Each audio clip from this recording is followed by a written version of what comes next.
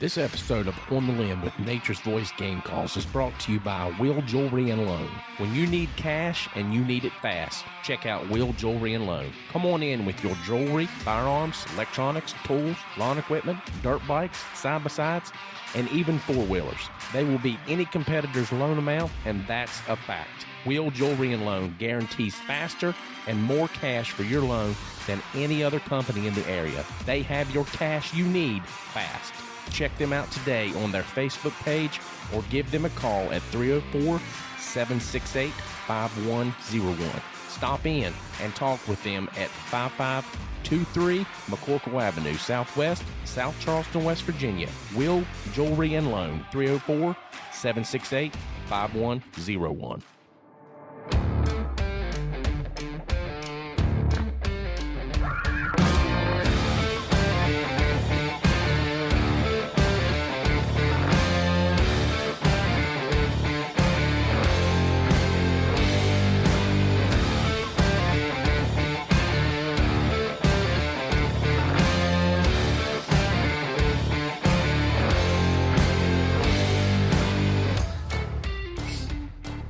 All right, everybody, welcome to another episode of On the Limb with Nature's Voice Game Calls. Man, I tell you, the leaves are falling here in West Virginia. It's just unbelievable, the scenery that is going on right now with the changing of these leaves and the storms that was rolling in last weekend, blowing these leaves out of the trees. It's crazy. We got deer season in full swing here, archery season. That we do. That we do. I don't know what happened to you. I thought we lost you. Yeah, we had a visitor. We had a visitor walk in, and I was like, "Okay, you need something? All right." Anyways, this is one of our wild flavor segments with HuntChef that we're going to be doing. So it's we're going to be doing these wild flavor segments. We're going to be bringing him in. He's going to be giving some recipes and how he prepares things so that you guys can fix them there at home as well. So without further ado, please welcome with me Jeremy Critchfield, HuntChef. Yeah! Hello, HuntChef Nation. How we doing tonight? Buddy, I tell you, it's been one heck of an evening. Is that what it's To been? say the least. Yes.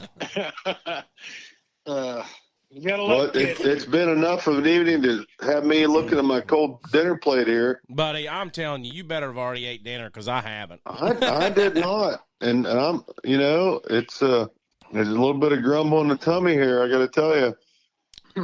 Well, See how he does you? what you got on that dinner plate this evening?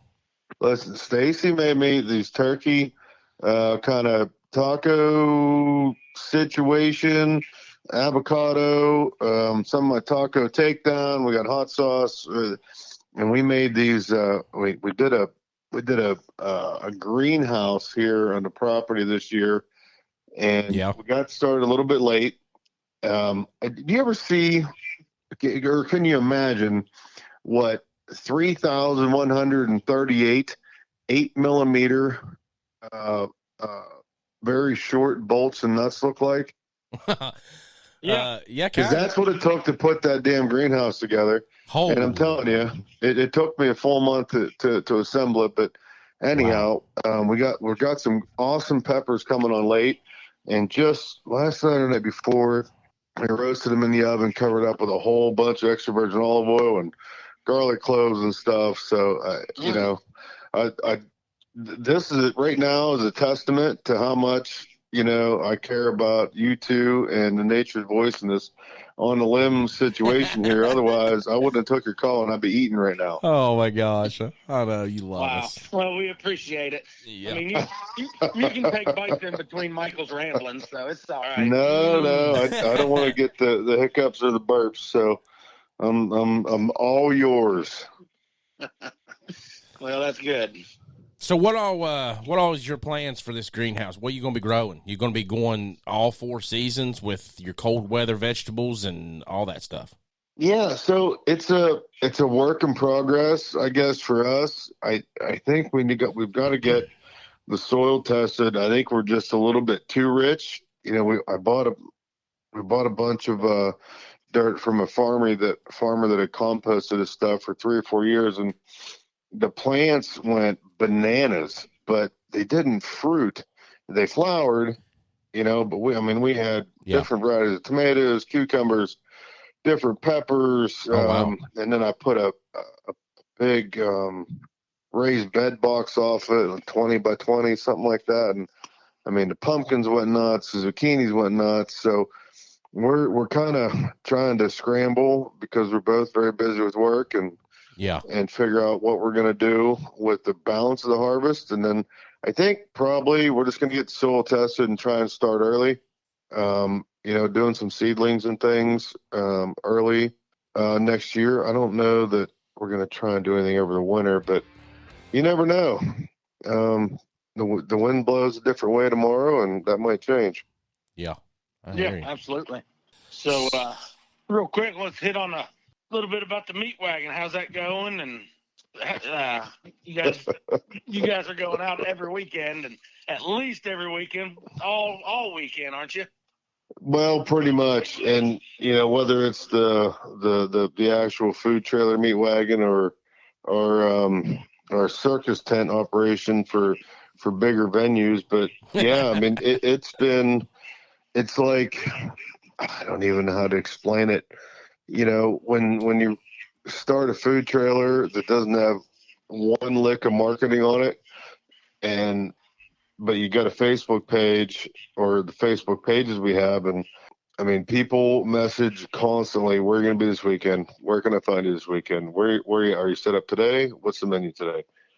All that has been going fantastic. And we pretty much do our basic barbecue menu, pulled pork, smoked chicken, brisket, obviously, ribs, and then, that mac and cheese. People can't get enough of it, and the hand-cut fries with my feather duster on it. But this weekend coming, we're here in Fayette County, PA, and I think I'm going to have the actual meat wagon at our local Rural King in the parking lot, and then the crew is going to be at a Christmas gift show, craft show, down in Washington County, which is a little bit closer to you all. And I don't know, but it's been great, and I'm thinking about, if I can free up enough time tomorrow, I might make a big old batch of venison chili. I've got some farm-raised venison we bought from a place in New Jersey here not too long ago. I might make a big pot of venison chili for the weekend. Nice. That's actually my plans for this weekend, making a venison chili with actually some, I'm going to put some sausage in it too. Chef, does that stuff ship pretty good? The chili? Yeah, I'm just wondering if I could get some shipped in. That's funny. What stuff? I'm talking about that chili you're talking about making. I'm gonna get some of that shipped. Man. I mean, if you're stay tuned at HuntChef.com. It might be in the store here before you know it. Oh man! Oh really? But you better just go over to the website, go to HuntChef.com, click that subscribe to the email list, and as soon as it does, you'll know about it. Nice. I've been subscribed for a while. Yeah. Well, I would expect that from you. Yeah. Better be. I gotta get my seasonings. I'm actually I'm getting ready to place a new order here shortly. God bless you. Oh man, I'm telling you, can you get me a 55-gallon drum of that hardy fowl? Oh, yeah, that's some good stuff right there, boys. Oh my gosh, I can't get my kids. That's all they eat. Well, That is so great to hear. I swear. With it being soup season, she eats them ramen noodles. Yeah, and she throws that package away, and she said, "Daddy, where's the HuntChef?" Yeah, I said, "It's on the back of the stove." She told me the other day, she said, "Daddy, we're out. Can you give me more?" Oh my goodness! Come on, Daddy. Man, you're going to buy a couple next time. Yeah, well, I did. I had 4 of them. Oh my God, you had 4 of them. Yes. Okay, I'll retract that comment. Yeah, she's going through one a month at least. Actually, oh my gosh, every 2 weeks. Well, we were struggling with kind of some restructuring, and with the company and the blends and supply, but ever since the last, I don't know, 5 weeks, I guess, we've had everything back in stock, and I mean, the online orders, the shipping we've been doing has just been bananas. I mean, we ship. I mean, just today, I think we sent 3 pallets out. I mean, it's been Nice. unbelievable. We've been absolutely blessed. Yeah. And everybody, the reviews that keep coming back on the seasonings and the kits for sausages and jerkies and brines. I mean, heck, I think the last 2 weeks, I got an email from our shipping software deal. I mean, we've shipped. Our packages have traveled like 17,000 miles in 14 days. I just stuff like that scrambles my brain a little bit, Yeah, it does. That's for sure. I know you talking about rebranding stuff, what have you, and all that issues. You come out with the upgraded version of one of your seasons too, didn't you? Well, I really got under the hood with All Dusted Up, and it was what I wanted. But then as a chef, I always listen to my customers, and what people were telling me was they wanted just a little more pizzazz to it. So it's got a little bit of sweeter barbecue type finish now, a little less salt, and it's very, very distinct now. Before it was kind of Feather Duster's big brother. Right. Now it stands on its own as really its own. I mean, if you want to put it on, I mean, anything with feathers, pork chops, gosh, I mean, I'm waiting to put it on backstrap. I haven't even been in the woods yet. I don't even have a camera out. It's killing me. Yeah. But this next week, hunting's going to commence, so stay tuned.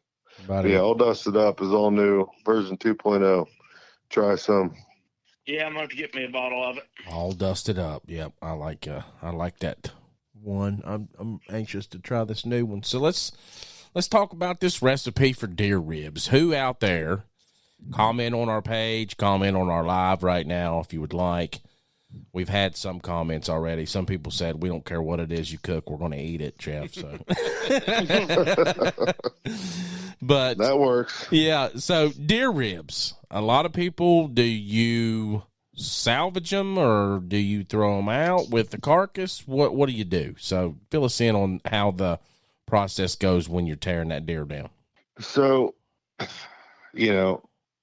a chef, as a barbecue guy for a long, long time, I've cooked a lot of ribs, from a lot of different animals, and not just beef and pork. I mean, there's been, I don't even know. I wouldn't want to guess how many different types of animals, but on your average whitetail and or mule deer, pronghorn, wild boar, heck, even your elk and your moose, which are obviously bigger, are going to take a little more wrangling, a little more cutting, maybe a little longer cook time.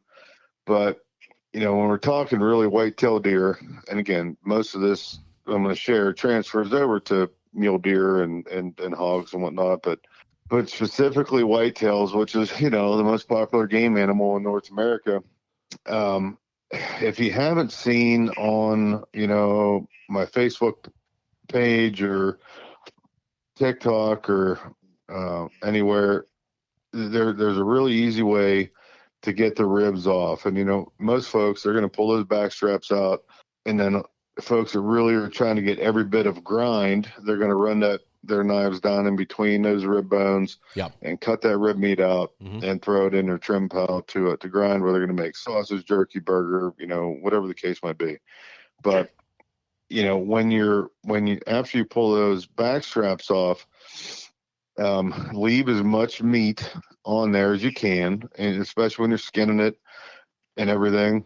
And you get you a saw, whether it's I like to use an electric sawzall with the fine tooth metal cutting blade, but you can use, a hacksaw, an old school meat saw, anything like that, and just cut them off, where they meet the spine.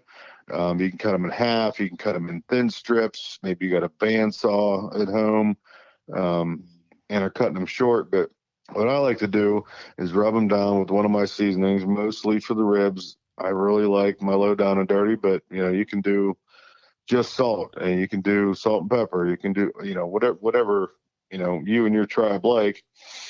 And you're going to let that sit for a little while. You can brine them overnight if you want, just in salt water or one of my brine kits.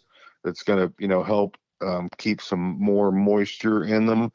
And then you want to kind of get them, after you have them rubbed and seasoned, and again, maybe brined. You want to put them on a grill. You want to put them over the fire. You want to get some char on them, and then you want to put them in a pot or a crock or a tub with some liquid, and you're gonna let them braise. And that liquid can be beer and water, just water. It can be chicken broth, venison broth, some wine, fruit juice, anything liquid wise. It can then be a mixture of all the above. And you want to kind of let them braise low and slow. And that pot, that crock, it can be over a fire, on a stove top, in a roaster in the oven, in a crock pot or a roaster on your counter, anywhere where you can keep them covered and keep them moist and let them kind of steam and braise to get tender. And that meat's going to shrink way up on the bones, as you would kind of expect. Yes. And as soon as it starts to get, all about pull apart tender, that's when you want to get them out of that liquid, and you want to get them back on the grill, and you want to start on a slow grill, not a hot, fast grill, or over the fire if you got a fire pit or something, and then you want to let them start to caramelize. And whether you're baste them with that liquid you cooked them in. Maybe you got a favorite barbecue sauce. You want to do just straight, maybe apple cider vinegar, and then shake some more low down and dirty on them, or some salt or some sugar, and just let them go and get good and tacky, and then get them basted up with that sauce. And then when about on that low medium grill, probably 15, 20 minutes, if they were tender enough coming out of that pot or that roaster, you're going to have something that you probably are going to enjoy more than what you anticipated, because any fat that was on those ribs is going to be rendered down, and not that dry, waxy stuff that you would have typically seen maybe if you had a round steak or a backstrap cutlet that had a little bit that you cook quick. That fat is going to be all melty and delicious, and the rib meat is going to be super pull apart, shred and tender, and you're going to blow some people's minds, because they're going to be like, deer ribs. Yeah. How did this come around? But I promise you, you try that out, it's going to work. You just need to, let time take its course. Yep. On the rub side, get that char on them to begin with. Let that slow cooker, that roaster, that pot, let them go till they're, like I said, just about pull apart tender, and then get them back on there to caramelize and baste up with some sauce. And brother, I promise you, it's going to be some of the best venison eating you've done. So, it's kind of like we got to Conway Twitty them instead of the slow hand. We got to kind of slow cook them. Yeah, that's funny. So I got a couple questions to follow with, but I'm gonna jump in real quick and hit our salute to valor for this evening. Tonight, our salute's gonna go out to Manuel Chavez out of Dallas, Texas. He served in the Army for 5 years, where he come out as an E4. He was stationed at Fort Campbell, Kentucky, as well as Fort Bragg, North Carolina. He did 2 tours of duty, and he was, according to him, he was awarded a lot of awards. He got out in November of 2011. Yeah, so we'd like to thank you for your service, and we appreciate it. I'd like, not sure what tours you did. I'm sure at least probably, I know Iraq, I'm sure. So yeah. I don't know if it's 2 to Iraq, 1 to 1 and 1, but we appreciate your tours of duty, and we appreciate your service, sir. Yep. Special. Amen, brother. Thank you, Mr. Chavez. Now, backing up, yes. Talking about breakdown and cutting the ribs off, are you trimming much of the fat off, or are you leaving as much of that fat on there as you possibly can. Yeah, that's what I was going to say. I was going to ask the same thing because really there's not much fat to leave on those most of the time. No. Well, it depends. I just was at an event in Lancaster County, Pennsylvania here this past Friday, and a good buddy of mine, it was with Brio Smokeless Fire Pits. They put it on. It was their Fuel to Fire event, and one of their guys, he does, kind of dealer sales. His name's Jesse Smelzer, and he's a hunting son of a gun. I mean, he'd probably be even a good one to get on the podcast, honestly, because of how much hunting he does and how much over the fire cooking he does. Yep. But anyhow, so he got out, he killed me a deer, and I did the one-man deer breakdown on this big stage. They had a 10-foot square Jumbotron broadcasting it out to the crowd. Nice. It was pretty cool. That's awesome. But it was. And so when we're talking about these ribs, this deer Jesse got, it had not an inordinate amount of fat on those ribs, but there were some big, thicker, let's call them seams of just pure white fat. And what I told everybody as I was doing that breakdown was, I'm going to trim this to where it's like 1/8 of an inch thick, to where I'd want to cook, leave it on the ribs to cook with. And then one of the things we can talk about now or in an upcoming episode is about rendering that venison fat and the uses for it. So if it looks like a lot of fat on your ribs, trim it down to where it's acceptable or what looks good to you. But don't throw what you're trimming off away. And if it looks like it's good as it is, then don't trim anything. It's, fat's always going to equal flavor. Fat's always going to equal a better, eating experience, mouthfeel with the meat. So I think that people just need to use their best judgment. And if they're not down with the fat, then trim it off and render it. But your body needs fat. So and natural animal fat is a whole lot better than just about any other type, as we're coming to find out here. Yeah. In this late year of 2023. But anyhow. So this process seems to be quite a bit different than doing your regular pork ribs or beef ribs or something like that, because you're talking about the braising process in the liquid. Now, I usually, when I'm doing pork ribs, I'll spray mine with a spritz of apple cider vinegar while they're in the smoker or even while they're on the grill. So is that what you're doing with the braising in exchange like you would pork? Well, so the pork ribs you're talking about, I mean, these are, pretty much farm-raised animals. Yeah. And obviously pork is not running through up and down the hills and hollers of West by God, Virginia. That's right. On the daily. Yeah. So, they're more tender. There's more intramuscular fat. Gotcha. And that's why you're able to just kind of cook them, straight smoker style, whether it's on a pellet grill, your Weber, an offset, whatever you're working with. But those venison ribs, even if you can see that white fat in the meat or in the meat seams, it's just not the same. That wild harvest just needs lower, slower, and more moist, steaming, braising kind of cooking to get tender, because they're just two different animals, Yeah. And even on the beef rib side, I mean, when's the last time you saw an Angus, cruise 3 miles in a day? Well, maybe if there weren't fences, they would. I don't know. Yeah. But, and you're mostly, it's going to be steers that's your market beef animal, so they got what's the best way to say it? They got no nuts, they got no sex drive. So they're not running the countryside looking for a girlfriend.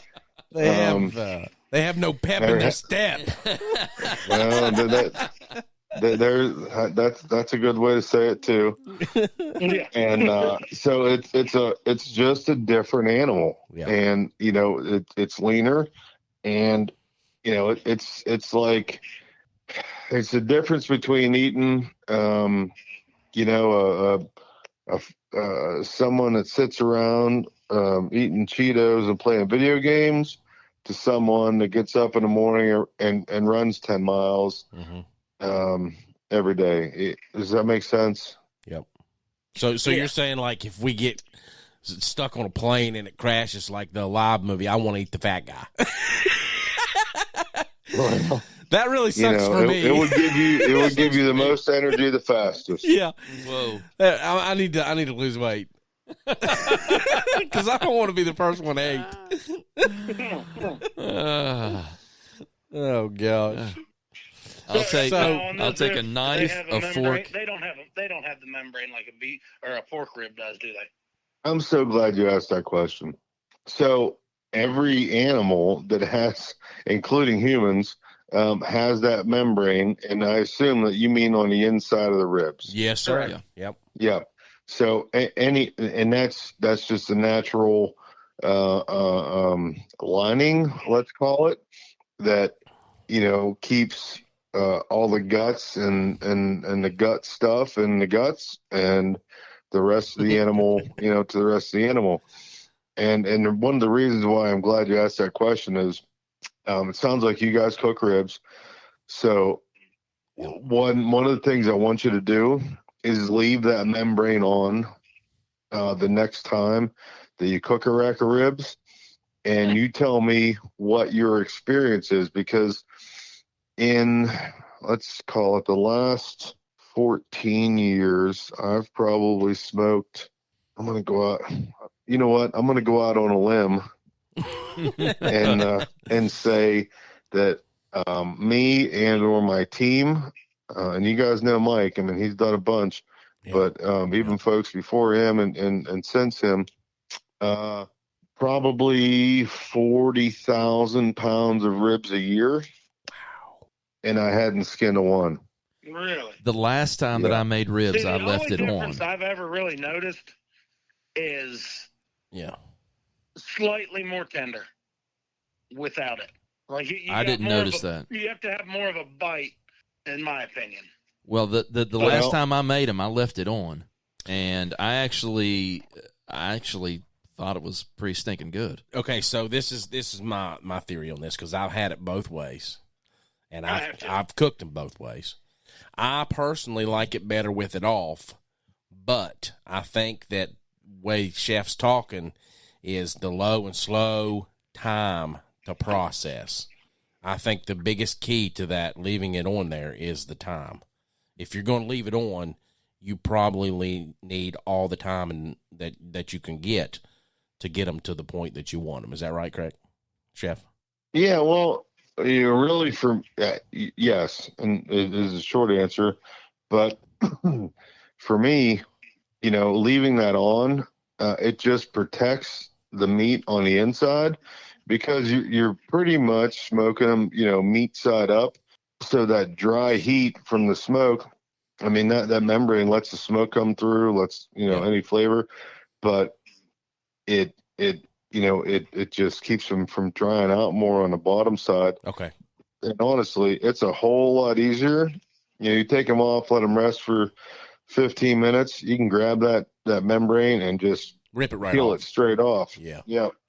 And if you want, but most of the time, I mean, I just bite right through. I just cut the ribs into single bones and just and eat it, because it winds up holding more smoke flavor. I mean, it is tasty than a lot of the meat side, because it's down.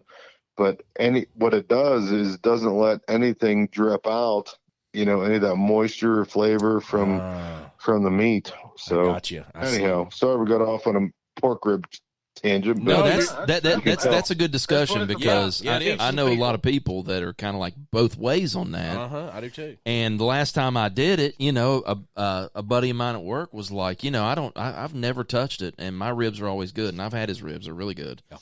And you know, I even kept a pair of needle nose pliers in my kitchen because that's how I pulled that sucker off there every time. Mm-hmm. But the last time I did it, those ribs turned out really good. Yeah, I see what you're talking about with smoking them and it keeping the moisture and stuff in. It keeps all them juices to the top. Now, well, one thing I've noticed is like we're cooking them meat side up. It takes a little longer, and that's why I'm saying time and temperature because it seems like it takes longer for the temperature of the meat to get to where it needs to be. You know, like everybody always has the stall point on a brisket or a pork butt or something like that. You know, it's usually around 165, 170, and you're hitting that stall point for a good hour, maybe an hour and a half. I mean, I've hit that stall point on those things for sometimes 2 hours, and then it'll just all of a sudden start going back up. But I think that's the biggest thing is getting that temperature to the meat, you know, the heat to the meat fast enough. Heat to the meat. Heat to the meat, baby. I'm going to make you a T-shirt. Hey, that's what Bring Mike the does. heat to the meat. He's original. I put the heat to the meat because I got the meat. Well, I put the eat to the meat. Oh, Lord. Like him ribs, baby. I do Bring him too. ribs on. That's what I'm saying. I got the meat. I like cooking the meat. I got a pork butt in the freezer right now. Said it. You heard it here, Chef. He likes the meat. Yep, I do. I like it all. Pork, beef, deer, beaver. I even eat coyote if Chef cooked it for me. I'm done. I'm would going to too. leave you be on that one, Michael. I would too. I'm going to be good for a change. Well, I was trying to be bad right there with you, and you just cruised on by. Because if I say it, I'm going to go deep into it. Yeah. Oh, well, let's get off of that real quick. Oh my goodness! All right, You two are out of control. I tell Yeah. you, he's on it, buddy. You wait till he comes in here live with us when you come down to the studio, Chef. Oh, yeah. It's a blast. Oh my gosh, I'm telling you, we have a good time. Hey, Chef, we got something coming up in November. I think it would be perfect for you, unless you all don't have anything this way. I think it's going to be around the first week in November. The Breathe Wine and Culture Company, where we just done our live, and we had the Fireside Live podcast. It went amazingly well.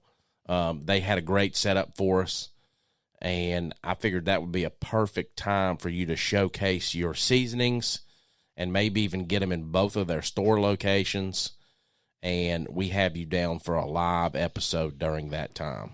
So, Well, shoot me an email. It sounds like something that would be an awesome matchup. Yes. So, yeah, I think it would be a great time. we're down to share the wild flavor, brother. Oh, for sure. Yeah. Everybody needs the wild flavor. Everybody needs it. That's right. Amen. Well, something else we like to do every episode is our verse of the day, and so we'll go ahead and hit that. Verse of the day this evening is coming out of Proverbs chapter 4:23, and this is out of the Passion, and it says, "So above all, guard the affections of your heart, for they affect all that you are. Pay attention to the welfare of your innermost being, for from there flows the wellspring of life." I just think that these days, man, so many things pull on people's hearts, and what he's saying is make sure that your affections of your heart are, good things to have your heart, affection toward, if that makes any sense. There's a lot of things pulling on people these days, trying to get them, just in all kinds of stuff, with social media, people getting, upset and have to, negative comments all the time on stuff. Chef, I don't know if you've seen any of that come across your stuff, but I mean, it happens a lot. And, the Lord wants us to keep our hearts pure. Yeah. I agree with you. Well, Dan needed to hear that tonight. I see a little bit myself. And, I can, I think for especially today, like this day, with some of the things that I've come across, that rings really true. And it always strikes me, as long ago as those words were transcribed, maybe even into a stone tablet, how spot on they ring today in this digital device that you hold in your hand, or you're looking at on your counter or desktop. But brother, there are to keep your heart right, Yeah. and to not jump to conclusions, Yeah. and to question what is presented to you at every single turn, Yes. Yeah. every single day, Man, that is true. and not take the bait, but steel yourself, steel your own resolve, find that resolve in the Lord. There are more opportunities for us as humans and Americans to see that through, Yeah. and to be better informed and better, self-resolved than a lot of people realize. Because if you take things at face value, oftentimes you've just been like that. Yeah. You're going to get that an error. pond bluegill and Yep. took that first bait that was presented to you. So Yeah, that's right. question it all, reference it against things like what Michael just shared. Yeah. And and wake up in the morning and kick ass. That's right. I hear you. So, I mean, we're talking about deer ribs here. So, Deer ribs. deer ribs is one of probably the most overlooked thing on a deer when you're processing it. Wouldn't you say, Chef? Well, I think it is. And, when I do what I call the HuntChef one-man deer breakdown, I go through a lot of cuts, and I spend a lot of time on those ribs because it makes up such a big part of that carcass, Yeah, it does. It's it's a foot and a half long. I mean, on an average whitetail, I would say somewhere right in that ballpark. Yeah.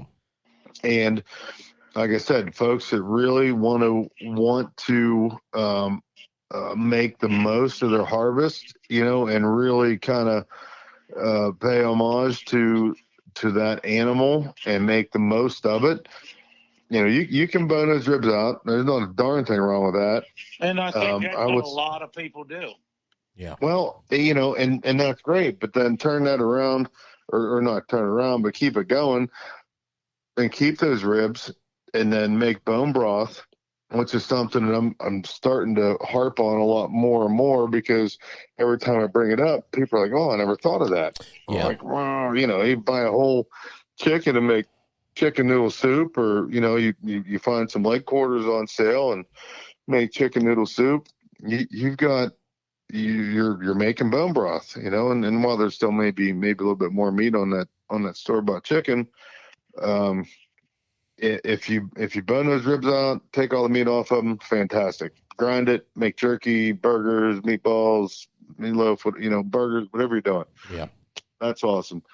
But then keep those bones, roast them up, boil them, low and slow, and make that broth. But the ribs, as I tell everybody when I'm doing the breakdown, start at the bottom, at the sternum. When I say the bottom, I mean towards the bottom, the chest side, not the backbone side. And you can, like I said earlier, I like to use that just a $70 Sawzall with the fine tooth metal blade. You can cut them into thin strips. Look up, Asian beef short rib recipes and emulate those with those venison ribs. Or you can leave them in bigger racks and do the more traditional, how we've talked about doing the pork ribs. There's any number of ways you can cut them, leave the meat on them, cut them into single bones, and grill them, and then braise them up, and then grill them and baste them again. That's really, in my opinion, the best way to enjoy venison ribs. But everybody's different. But that's how I like to roll. Just make the most of the harvest. Have fun. Take your time, think it through, do some research, do some testing, And, both sides of that venison rib cage, it's not going to feed 30 people, just like, 2 backstraps aren't. Yeah. But sure as heck don't throw them over the side of the road. Yeah. I was going to say, you don't want to leave that carcass and toss it into the coyote gut pile. I mean, we're just leaving it out there for them to, savage over when we can be enjoying it at the table at home. Absolutely. See, I've never done it that way. I've cooked them, which they still turned out good, a little chewier, but whatever. I've cooked them, like you would, smoking them for a couple hours. Yeah. I've never tried the braising of it, and I think this year I will braise some. I'll try it because I do enjoy them. I like them. I'm definitely going to try it. It's not like you're eating a beef rib or a full pork rib that's got bukus of meat on it. There's meat on it, but it ain't as much. Rub them, maybe brown them a little bit, and then either char them up on the grill before you braise them, or smoke them first, or smoke them after they come out of the braise. Okay. And there's a bunch of different ways to roll with it. The biggest thing for me is you just got to let them cook, and you can't cook them hot and fast, or they're going to be just tough as shoot a boot. So that's why the braising piece in between or steaming, and I'm sorry for folks that are big pressure cookers or what are those things called? Not ninjas, but set it and leave it things. Instapot. Yeah. I don't have a lot of experience with those, so I can't say, but I feel like they may be a pretty good opportunity for venison ribs. I'm just not sure, but I would love to get some feedback from anybody that's done it in an Instapot. So is there a median temperature that we're looking for here on these ribs, chef, or is it just basically just a medium heat? Yeah, just I like low medium because again, we're not cooking pork, we're not cooking beef. Yeah. And so there's just not as much forgiveness there with the fat, either on the outside or intramuscular. So just low, slow, and wet is what I tell everybody. But don't be afraid to, crisp them up beforehand or afterwards, or get some good smoke on them, because that's just, going to build layers of flavor. So, but the actual cooking to get them tender, fast is not good with lean meat. That isn't a steak. That's for sure. In these ribs situation. Yep. All right, guys. Well, you heard it from the chef himself. Here so he can eat that delicious meal he's got waiting. Yeah, he's got to eat his meal that we held him up on. All right, chef. We sure appreciate it. It's always a great time, and you heard it from the man, everybody. If you got a deer harvest this year, keep the ribs on the bone. Try them out on your grill. Yep. I'll do it. We appreciate it. Don't toss them to the coyotes. No. Bring them home and slap them on the table. All right, guys. Chef, we appreciate you. Thank you for coming in tonight. Hey, thanks so much. You guys rock. We'll talk soon. We look forward to it again. I think we're going to have to do a segment this later on in the winter for bone broth. That's a big thing these days. A lot of people. Bone broth it's really and good for you. rendered fat. Yeah. Yep. I think we need to do them both. Do a segment on that this winter. So we'll get back with you soon. Maybe we'll do that one on a video call. Yeah, that'd be I'll great. Get some stuff set up. Sounds good. All right, guys. Thanks for joining us this evening. This was another Wild Flavor segment with HuntChef. We're going to be doing these periodically here this winter and throughout our season. So be sure to stay tuned and check out all the wild flavor that he's got cooked up. Check him out at HuntChef.com. We had the seasoning for these ribs that he uses, the Low Down and Dirty Rub. It is tagged in our live on Facebook. So appreciate you all watching that. Share it. And be sure to check us out on Amazon, Spotify, Apple Podcasts, Google Podcasts, and about 18 other so different networks. Wherever you get your podcasts, we're there. So we appreciate everybody listening tonight. Have a great evening.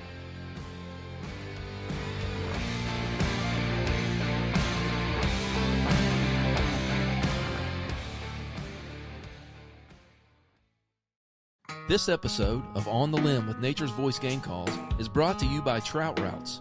Trout Routes is a premier fishing app that strives to empower trout anglers with information to help you go further and discover new waters, new places, and new faces.